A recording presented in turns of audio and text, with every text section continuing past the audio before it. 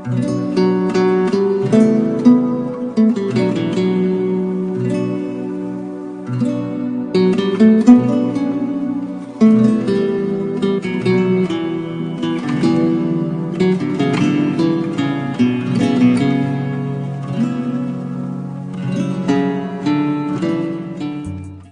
Of hope कार्यक्रम के सभी दर्शकों को प्रभु यीशु मसीह के प्यारे और मीठे नाम में प्रेम भरा सलाम। प्यारे मित्रों, हम आप सबके बहुत आभारी हैं कि आप समय निकालकर इस कार्यक्रम को देखते हैं। आपके जो फोन कॉल्स हमारे पास आते हैं और एसएमएस आते हैं, उसके द्वारा हमें मालूम पड़ता है कि हमारा ये प्रयत्न व्यर्थ नहीं जा रहा है और आप सब आशीष पा रहे हैं। हमारी यही प्रार्थना है कि इस प्रोग्राम में जो संदेश आते हैं या गवाहियां दिखाई जाती हैं और जो गीत सुनाए जाते हैं, जो आराधना होती है प्रभु की, इन सब बातों के द्वारा आप यीशु के और पास आए और आशीष पाते रहें। प्यारे मित्रों, आप अपने दोस्तों को और अपनी कलीसिया के बाकी विश्वासियों को भी रेज ऑफ होप नामक इस कार्यक्रम के बारे में जरूर बताएं। आपका प्यार जो हमें अब तक मिलता आया है, उसके लिए हम आपके आभारी हैं। तो आइए आज के इस कार्यक्रम का हम आनंद लें। आइए आज हम परमेश्वर के वचन से कुछ सीखें, कुछ सुने, जिससे कि हमारा विश्वास बढ़े और हमारे अंदर नई उम्मीदें जगें और हम परमेश्वर के बड़े बड़े कामों को देख सकें। देखिए, हम एक महान परमेश्वर की उपासना करते हैं। एक व्यक्ति कब महान कहलाता है? जब उसमें कुछ महानता हो, जब वो महान काम करने की क्षमता रखता हो, तभी तो एक व्यक्ति महान कहलाता है। हम एक महान परमेश्वर की सेवा करते हैं, आराधना करते हैं, उस प्रभु यीशु मसीह की जो क्रूस पर कुर्बान हुए, जब उनकी मृत्यु हो गई, दफना दिए गए, पर तीसरे दिन मुर्दों में से जी उठे। उनका पुनरुत्थान उनकी महानता को दर्शाता है। जब हम इतने महान परमेश्वर की उपासना करते हैं, तो क्यों ना हम उस महान परमेश्वर से महान अपेक्षाएं रखें? प्रभु के महान कामों को देखने की तमन्ना क्यों ना रखें? कई बार तो हम परमेश्वर को छोटा कर देते हैं। हमारी उम्मीदें इतनी छोटी छोटी होती हैं। नहीं, आज जब आप संदेश को सुनेंगे, उम्मीदों के दायरों को बढ़ाएं, महान प्रभु से महान अपेक्षाएं करें। आज हम सुनने जा रहे हैं विश्वास के बारे में। ऐसा विश्वास जो हार ना माने।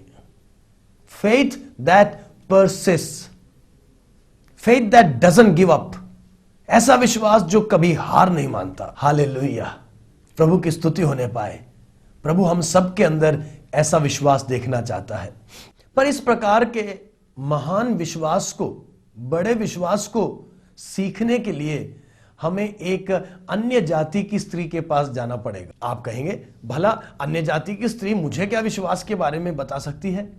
तो चलिए मत्ती रचित सुसमाचार 15वें अध्याय में और उसकी 21वीं आयत से लेकर 28वीं आयत तक एक कहानी लिखी है। यीशु मसीह के जीवन की एक घटना का वहां पर विवरण है।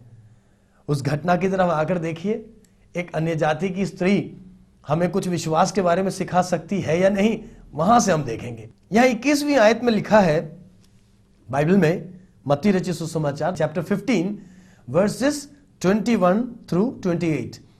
यहां लिखा है, यीशु वहां से निकलकर सूर और सैदा के प्रदेश की ओर चला।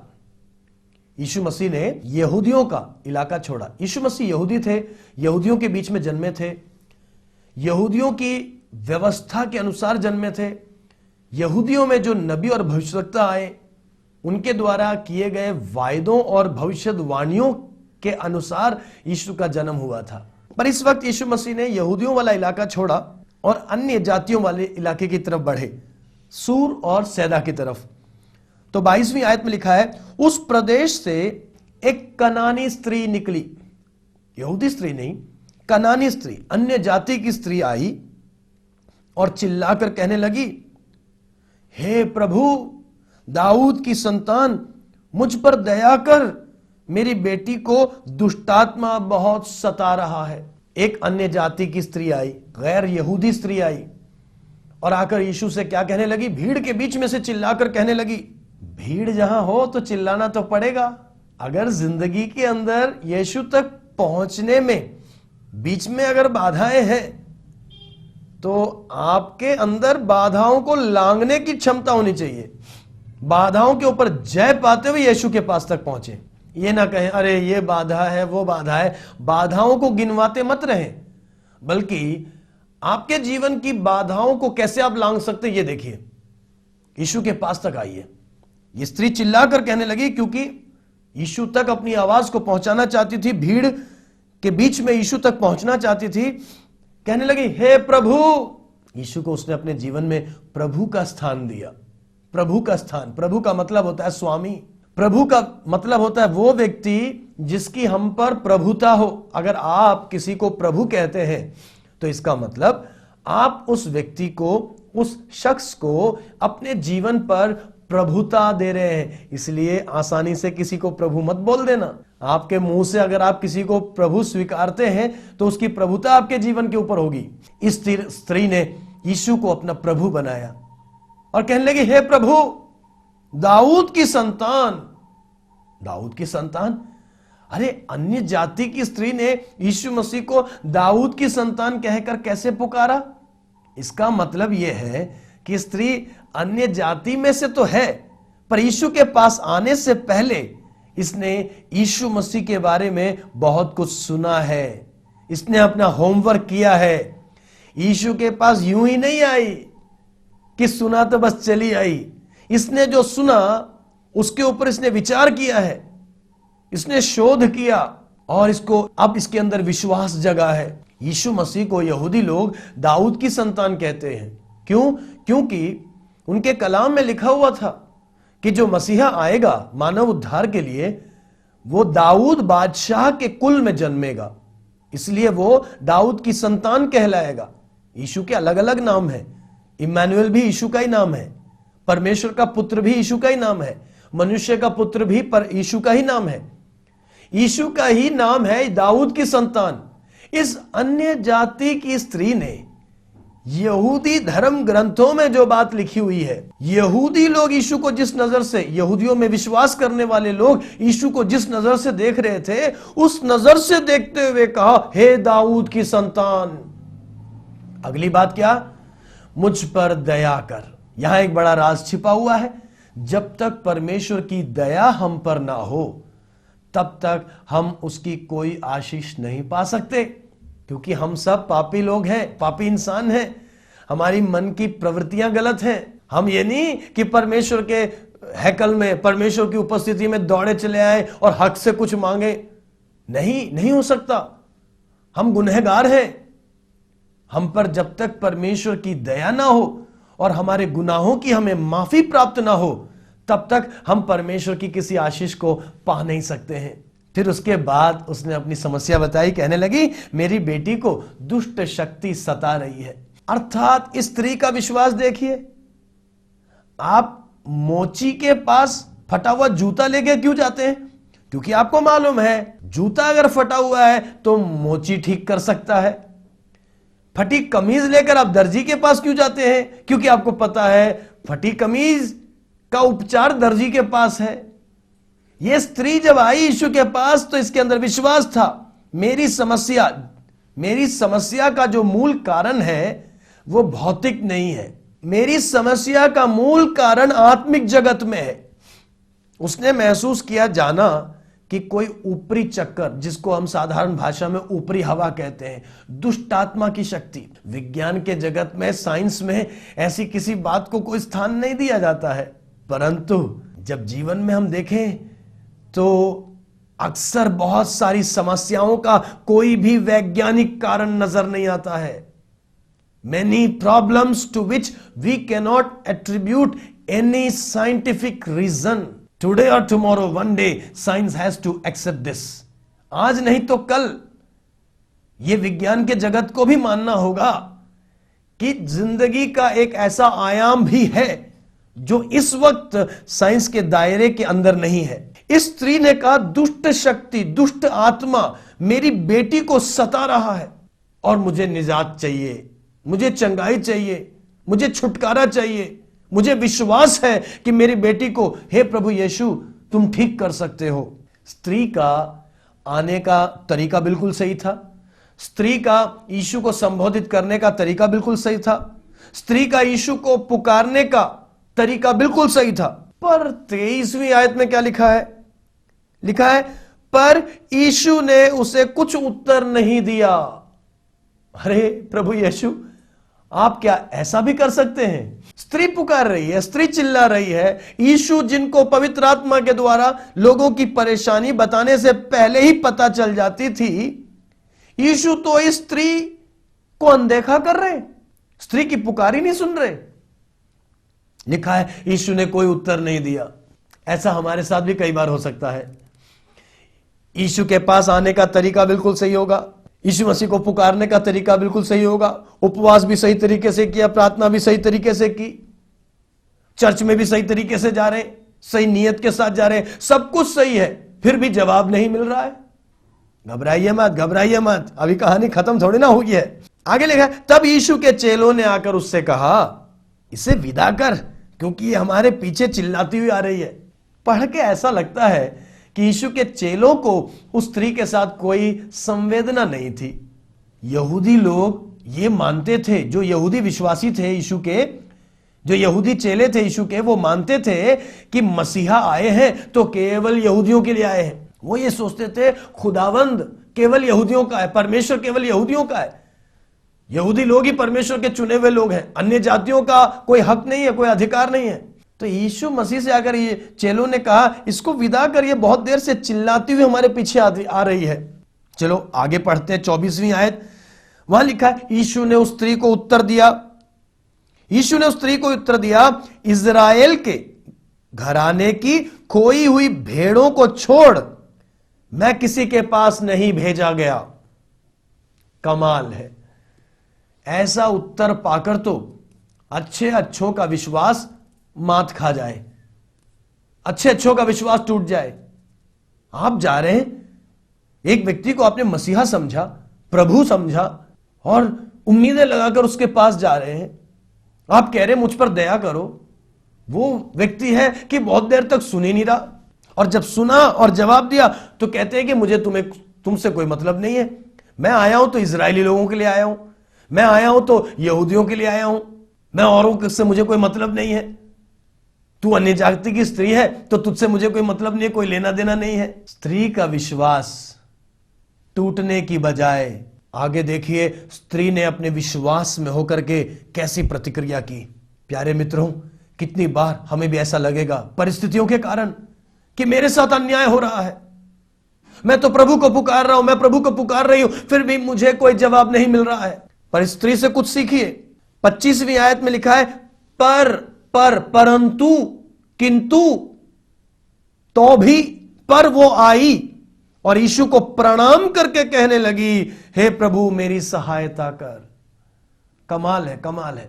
लिखा है किंतु तो भी वो आई। अरे उसको जाना चाहिए था। यीशु ने कहा मुझे तुझसे कोई मतलब नहीं है, तू अन्य जाति की है, मैं तुम्हारे लिए नहीं आया, मैं यहूदियों के लिए आया हूं। तो उसको तो चले जाना चाहिए था, कोसते हुए, यीशु मसीह को धिक्कारते हुए, यीशु मसीह की बदनामी करते हुए उसको चले जाना चाहिए था। यीशु मसीह ने तो उसका दिल तोड़ दिया था। परंतु यहां लिखा है वो आई, वो यीशु के वो जहां खड़ी थी वहां से और यीशु की तरफ आई, यीशु के पास आई। क्यों आई? उसने वास्तव में यीशु मसीह को पहचान लिया था कि ये मात्र इंसान नहीं है बल्कि परमेश्वर का साक्षात पुत्र है, ये स्वयं मसीहा है, ये स्वयं परमेश्वर है। जब हम यीशु के पीछे चलते हैं हमारा लक्ष्य होना चाहिए कि हम यीशु को पहचाने। कई लोग यीशु को पहचानते नहीं है, उनको केवल बरकत से मतलब है, चंगाई से, शिफा पाने से मतलब है, उनको केवल आशीष से मतलब है, नौकरी से मतलब है। यीशु को पहचानने से कोई मतलब नहीं रखते हैं। यही तो भीड़ धोखा खा जाती है। मेरे और आपके अंदर का मकसद होना चाहिए यीशु को पहचाने। और मैं आज आपसे कहना चाहता हूं, जो बंदा, जो व्यक्ति, जो स्त्री, जो पुरुष यीशु को पहचान ले वो फिर यीशु को छोड़ नहीं सकता है। अगर उसको कोई यीशु को छोड़ने के लिए कह भी दे तो वो कहेगा सारे दर पे जा चुका हूं, अब मैंने सच्चाई को पा लिया है, अब मैं ये दर छोड़ूं तो कहां जाऊं, और कोई जगह नहीं है, सत्य को मैंने पहचान लिया है, अब जीना मरना इसी के दर पर। वो यीशु के और पास आई। जब चुनौती बढ़ी, जवाब नहीं मिल रहा है, अब तक तो चुप्पी थी, अब चुप्पी टूटी तो जवाब ऐसा मिला जो दिल को तोड़ दे। फिर भी वो स्त्री चूंकि यीशु को पहचान चुकी थी, चूंकि उसके अंदर सच्चा विश्वास कार्य कर रहा था, वो दूर नहीं गई बल्कि यीशु के और पास आई। जवाब में जितनी देरी हो जाए उस देरी का फायदा उठाएं, यीशु के और पास आए, यीशु की ओर आए, यीशु के और पास आए। और उसने यीशु को प्रणाम किया और कहने लगा, हे प्रभु मेरी सहायता कर। अब यीशु ने एक और जवाब दिया, कटु शब्दों में जवाब दिया। यीशु ने उस स्त्री को उत्तर दिया, लड़कों की रोटी लेकर कुत्तों के आगे डालना अच्छा नहीं। यीशु मसीह का क्या कहना है? जब मेज पे रोटी रखी हो तो किसके लिए होती है? लड़कों के लिए, बच्चों के लिए होती है। बच्चों की रोटी को उठाकर घर में जो कुत्ते पल रहे हैं उनको देना ठीक नहीं है। यीशु मसीह के कहने का मतलब है, मैं जो रोटी लेकर के आया हूं, आशीष लेकर आया हूं, संदेश लेकर आया हूं, ये मैं बच्चों को देना चाहता हूं, यहूदियों को देना चाहता हूं, इसको मैं और किसी को नहीं देना चाहता। ये तो ऐसा लगता है जैसे हद हो गई, हद हो गई। प्यारे मित्रों, जब मैं आपके साथ इन बातों को बांट रहा हूं तो कहीं ना कहीं ऐसे ही अनुभवों में से मेरा जीवन भी गुजरा है, इसलिए मेरी संवेदना है उस स्त्री के साथ। मैं उस स्त्री को समझ पा रहा हूं, कैसा महसूस किया होगा उसने। पर उस स्त्री ने क्या जवाब दिया? उसके विश्वास को जब चुनौती दी गई तो उस स्त्री ने क्या कहा? 27वीं आयत में लिखा है, उसने कहा, सत्य है प्रभु, तुमने जो कहा बिल्कुल सत्य है, बच्चों की रोटी बच्चों को ही मिलनी चाहिए। आगे कहा, पर कुत्ते भी वो चूर चार खाते हैं जो उनके स्वामियों की मेज से गिरते हैं। जब विश्वास को चुनौती दी गई तो स्त्री ने ऐसा जवाब दिया, उस चुनौती से के ऊपर उठ करके उसने एक ऐसा जवाब दिया जिसने हर व्यक्ति के मुंह को बंद कर दिया। वो जानती थी परमेश्वर कभी अन्यायी नहीं हो सकता। वो जानती थी चाहे यहूदी हो, चाहे अन्य जाति हो, हर इंसान परमेश्वर की सृष्टि है। वो जानती थी कि इंसान परमेश्वर के पास, परम प्रधान परमेश्वर के पास ना जाए तो फिर कहां जाए। वो जानती थी परमेश्वर को उसकी सुननी पड़ेगी क्योंकि परमेश्वर अन्यायी नहीं है। स्त्री ने कहा, कुत्ते भी बच्चों के मेज पर से गिरने वाले चूर चार को खाकर पलते हैं। मतलब मुझे ज्यादा नहीं चाहिए, तेरी एक नजर, तेरा एक शब्द, एक बार तू मेरे परिवार की तरफ देख ले, अपनी अनुकंपा की दृष्टि मेरे ऊपर एक बार कर दे, मेरी बेटी ठीक हो जाएगी। मुझे ज्यादा नहीं चाहिए, थोड़ा सा मेरे लिए बहुत है। कैसा विश्वास! 28वीं आयत में लिखा है, इस पर यीशु ने उसको उत्तर दिया, हे स्त्री, तेरा विश्वास बड़ा है, जैसा तू चाहती है तेरे लिए वैसा ही होगा, वैसा ही हो। और उसकी बेटी उसी घड़ी से चंगी हो गई। क्या कहा यीशु मसीह ने? भीड़ चारों तरफ है, यीशु मसीह के चेले वहां खड़े हैं जो नहीं चाहते कि अन्य जातियों को कोई आशीष मिले।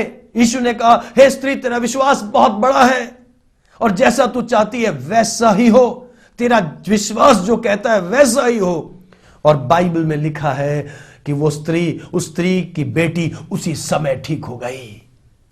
प्यारे मित्रों, ऐसा लगता है यीशु मसीह स्त्री को नहीं, वहां खड़ी भीड़ को कुछ सिखाना चाह रहे थे, अपने चेलों को कुछ सिखाना चाह रहे थे।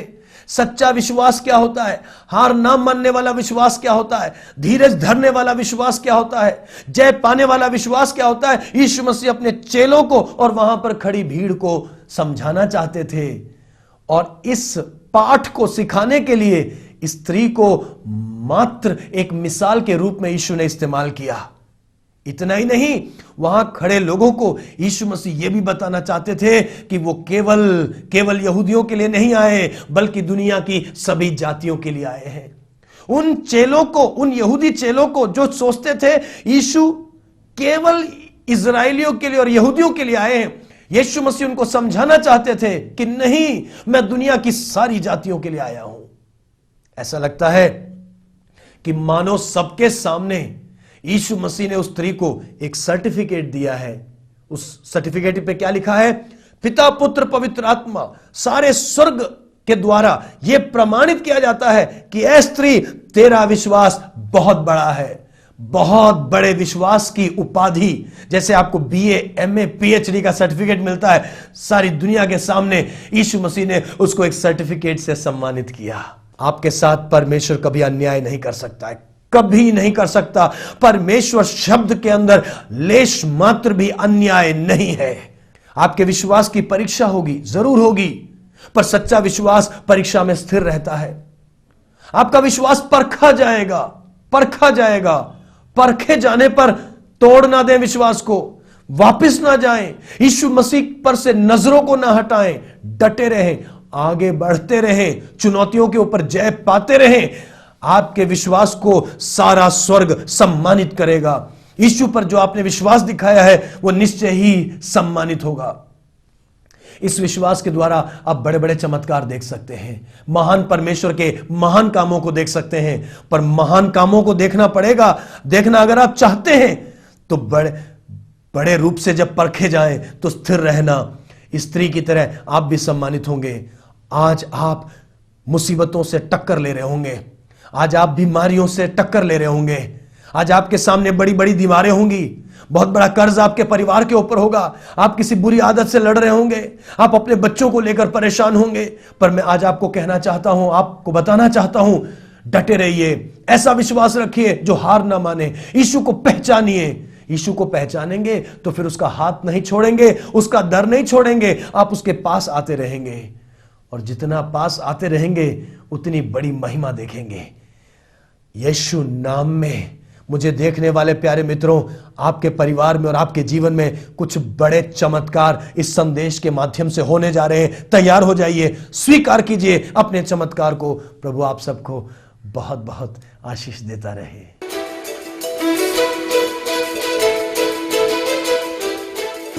सबको जय मसीह की। मेरा नाम विनीता है और मैं शिफाले कलेशिया की सदस्य हूँ। मैं पिछले 3 सालों से शिफाले कलेशिया में आ रही हूँ। मैं एक मसीह परिवार से नहीं हूँ। मैं प्रभु को नहीं जानती थी और मेरे पापा विश्वास में पहले आए। जब वो विश्वास में आए तो उन्होंने मुझे प्रभु के बारे में बताया, लेकिन मैं प्रभु पर विश्वास नहीं करती थी। जब वो मुझे बताते भी थे तो मैं कहती थी कि ये ईसाइयों का देवता है, ईसाइयों का भगवान है और हम इसकी आराधना क्यों करें, क्योंकि हम अपने में ही जो करते थे उसी में हम खुश रहते थे। लेकिन प्रभु ने 1 बार, 2 बार, 3 बार मुझे मेरे पापा के द्वारा बुलाया, लेकिन मैं उनकी बात को समझ नहीं पाई। अचानक से एक दिन मेरे मन में काम परमेश्वर का हुआ और मैंने सोचा चलो जाकर देखती हूँ कि क्या होता है वहाँ पर। जब मैं वहाँ गई तो वहाँ आराधना चल रही थी, प्रार्थना हो रही थी, वचन बोला जा रहा था। तो वचन के द्वारा परमेश्वर ने मेरे जीवन में काम किया। वहाँ पर एक वचन इस तरह से बोला गया, यशाया 49 का 50 में लिखा है कि क्या ये हो सकता है एक दूध पिलाने वाली माँ अपने बच्चे को भूल जाए। हाँ, वो तो भूल भी सकती है, परंतु मैं तुम्हें कभी ना छोड़ूंगा। तो मैं सोचने लगी कि ये कौन सा देवता है, ये कौन सा भगवान है जो इतना अटल वादा कर रहा है। ऐसा वायदा तो कभी मेरे माँ बापों ने भी मुझसे नहीं किया, क्योंकि जब मैं छोटी थी तो मेरी माँ की डेथ हो गई थी और मेरे को वो माँ का प्यार नहीं मिल पाया। लेकिन जब मैं प्रभु में आई तो प्रभु ने मुझे उस वायदे के द्वारा वो अपना प्रेम मुझ पर प्रकट किया और उस प्रेम में मैंने बढ़ने की कोशिश की और परमेश्वर ने मुझे बढ़ाया भी। मैं बहुत सी बीमारियों में थी, लेकिन जब मैं प्रभु में धीरे धीरे बढ़ती गई तो परमेश्वर ने मुझे पूरी तरह से चंगाई दी। और ना कि सिर्फ चंगाई दी, मैं बीमार शरीर से ही नहीं, लेकिन मैं अपनी आत्मा से भी बीमार थी। मैं बिल्कुल निराश थी। कई बार मैं इतनी ज़्यादा निराश हो जाती थी कि कुछ अच्छा नहीं लगता था। लेकिन प्रभु में जब मैं बढ़ती गई, प्रभु ने अपने प्रेम से, अपने आनंद से और अपनी तसल्ली से मुझे भरा और मैं जीवन को अच्छी तरह से प्रभु में खुशी के साथ जीने लगी। और परमेश्वर में धीरे धीरे मैं बढ़ती गई। आज मैं प्रभु की सेवकाई में हूँ। आज मैं प्रेयर टावर में दूसरों के लिए प्रार्थना करती हूँ, क्योंकि प्रार्थना के द्वारा परमेश्वर अद्भुत काम करता है। परमेश्वर आप सबके जीवन में भी इसी तरह से काम करेगा जिस तरह से परमेश्वर ने मेरे जीवन में काम किया। परमेश्वर आप सबको इस गवाही के द्वारा आशीष दे। सबको जय मसीह की।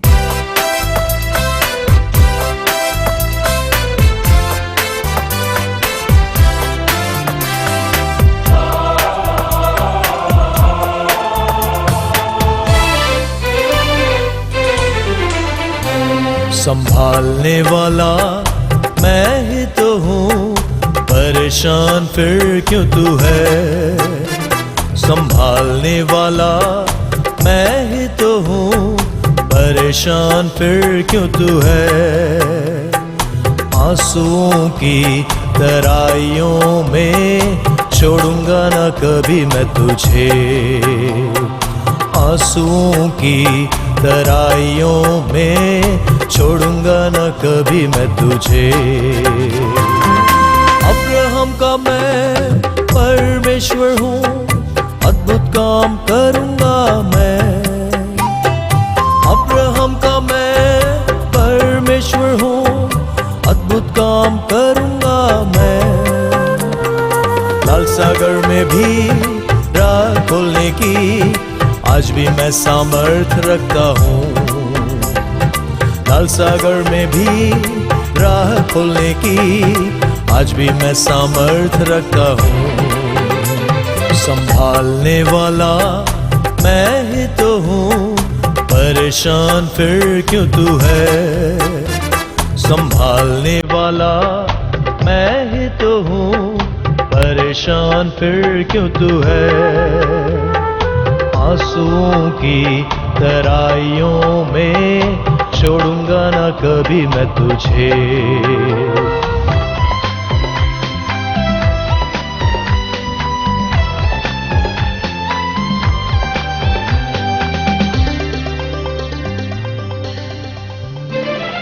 हर कोई तुझे भूल भी जाए, क्या मैं तुझे भूल सकूंगा। हर कोई तुझे भूल भी जाए, क्या मैं तुझे भूल सकूंगा। अपने हाथों में तुझे थाम कर पालूंगा इस धरा में सदा। अपने हाथों में तुझे थाम कर पालूंगा इस धरा में सदा। संभालने वाला मैं ही तो हूँ, परेशान फिर क्यों तू है। संभालने वाला मैं ही तो हूँ, परेशान फिर क्यों तू है। आंसुओं की तराइयों में छोड़ूंगा ना कभी मैं तुझे। संभालने वाला मैं ही तो हूँ, परेशान फिर क्यों तू है। संभालने वाला मैं ही तो हूँ, परेशान फिर क्यों तू है। आंसुओं की तराइयों में छोड़ूंगा ना कभी मैं तुझे।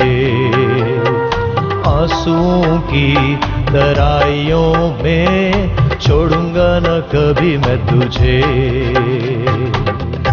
हमारा पता है शिफालय चर्च, RZ8M, गली नंबर 4, इंदिरा पार्क, कैलाशपुरी चौक के समीप, पालम कॉलोनी, नई दिल्ली 110045। और हमारा ईमेल है shibu27km shibu27km@rediffmail.com। प्रभु हम सबको और आप सबको भी आशीष देता रहे। जय मसीह की।